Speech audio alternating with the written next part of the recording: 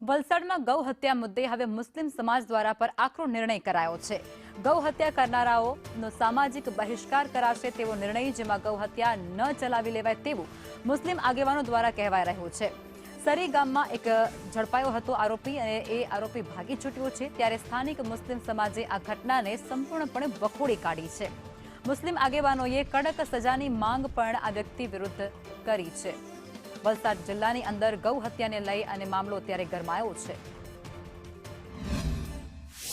જે ગઈકાલે ઘટના થઈ એ બાબતે આકરામાં આકરા પગલાં લેવામાં આવે, સખ્ત પગલામાં લેવામાં આવે અને દોષિતો સામે માત્ર 10 વર્ષની સજાની વાત નહીં, પણ દોષિતોને ફાંસીની સજા કરવામાં આવે એ દિશાની અંદર ચર્ચા કરવામાં આવી અને ધારાસભ્ય શ્રી સમક્ષ અમે એ માંગણી કરી છે कि विधानसभा में कायदो लावो और गौ हत्या करनारा लोगों फांसी की सजा थवी જોઈએ।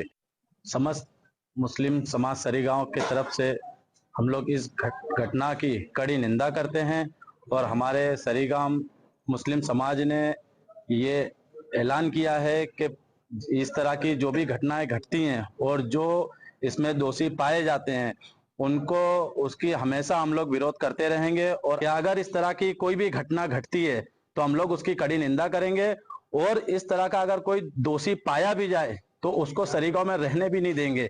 इस चीज की हम लोगों ने सब लोगों ने मिलकर इस चीज का फैसला लिया है।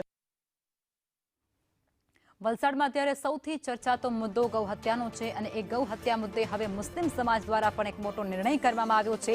જે પણ વ્યક્તિ ગૌ હત્યાના કેસની અંદર ઝડપાશે કે પછી તે કેસનો આરોપી હશે તેના પર સમાજ દ્વારા જ કડકમાં કડક કાર્યવાહી કરવામાં આવશે અને સમાજ દ્વારા પણ એવું કહેવામાં આવી રહ્યું છે કે આ જે બાબત છે તે એકદમ નિંદનીય છે। આ બાબત ગૌ હત્યાની બાબતને તેમના દ્વારા વખોડી કાઢવામાં આવી છે અને ત્યારબાદ સરકાર સમક્ષ પણ એવી માંગ કરવામાં આવી છે કે જે કોઈ પણ વ્યક્તિ, જે કોઈ પણ આરોપી આ કેસની અંદર સંડોવાયેલો હોય તેમના વિરુદ્ધ કડકમાં કડક સજા કરવામાં આવે। એટલે મુસ્લિમ આગેવાનો પણ ગૌ હત્યાને સખતપણે વખોડતા હોય તે પ્રકારનું અત્યારે વલસાડથી સામે આવી રહ્યું છે। વલસાડની અંદર આ મુદ્દો જે અત્યારે ખૂબ જ ગરમાઈ ગયો છે, ખૂબ જ ચર્ચાનો વિષય છે। હર્ષ સંઘવી પણ તેના ઉપર નિવેદન આપી ચૂક્યા છે। તો આજ મુદ્દે દેવનાથ બાપુ આપણી સાથે જોડાયા છે, જેઓ એક સંત છે।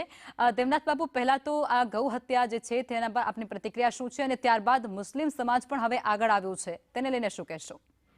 ગાય માતા હિન્દુ સમાજના અંદર પૂજનીય છે, એને પૂજે છે। ગાય માતામાં હિન્દુ સમાજ પોતાની આસ્થા ધરાવે છે। હિન્દુ સમાજને સામે જ્યારે ગાયનો હત્યા થતી હોય તો એ સહન કરી શકાય એમ છે નહીં।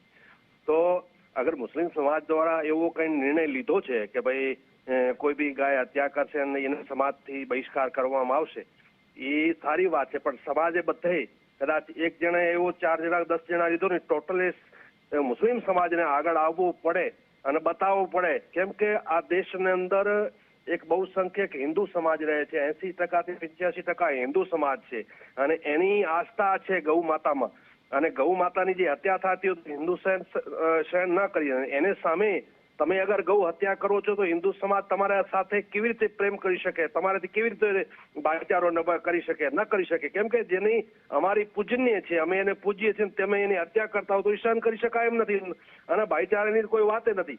અગર મુસ્લિમ સમાજ આગળ આવે અને બધી જગ્યાએ ટોટલી જગ્યાએ કરે ભાઈ કોઈ બી વ્યક્તિ ગાય હત્યા કરશે અને સમાજમાં બહિષ્કાર કરવામાં આવશે અને અથવા તો समाज एने साथे नहीं उभो रहे तो एवो निर्णय लेशे तो मन लागे सारो छे। अने अगर ए जिल्लामां लीधो छे तो ए सराहनीय बात छे ने बधी समाजने आगळ आववो जोईए। हूँ तो कहूं छुं दरेक पण कोई पण गुनो थाय छे अथवा तो कंई थाय छे एवी समाज विरोधी का राष्ट्र विरोधी कोई एवा कार्यो थाय छे, दरेकमां व्यक्तिने आगळ आववो जोईए। समाजने अपील करवी जोईए के भाई आपणो देश छे, आपणो धर्म छे, आपणी गाय छे, आपणो टोटल देश अंदर संसाधन है आपणो है ने आपणे एने कोई रीते नुकसान न पहुंचे, कोईनी भावनाओं आहत न थाय एना माटे काम करवो जोईए अने आगळ आववो जोईए। अगर साची रीते तमे भाईचारानी वात करता हो तो बापू, एकता अने अखंडितता भारतनी जळवाई रहे ए माटे आ मुद्दो केटलो महत्वनो? ચોક્કસ હું મેં જેમ કીધું પહેલે હું પુનઃ કહું છું કે આ દેશની અંદર 80% હિન્દુ સમાજ રહે છે અને હિન્દુ સમાજની અગર તમે રોજે આવી રીતે લાગણીઓ દુભાવો અને આપણે એકતા અને અખંડતાની વાત કરો તો ક્યાં સંભવ થઈ શકે? હા, તમારે પ્રયાસ કરવો પડશે કે આટલો મોટો સમાજ છે એને આપણે કોઈ રીતે દુભાવીએ અથવા તો એની ભાવનાઓ આહત થાય અથવા તો કોઈ બી રાષ્ટ્ર વિરુદ્ધ એવો કામ થાય તો કોઈ દિવસ ભાઈચારો વધવાનો નથી. હા, આવી પહેલ કરશો તો ચોક્કસ હું માનું છું કે દેશની અખંડતા માટે એ વાત સારી છે. બિલકુલ બાપુ, આપ જોડાયા તે બદલ આપનો આભાર.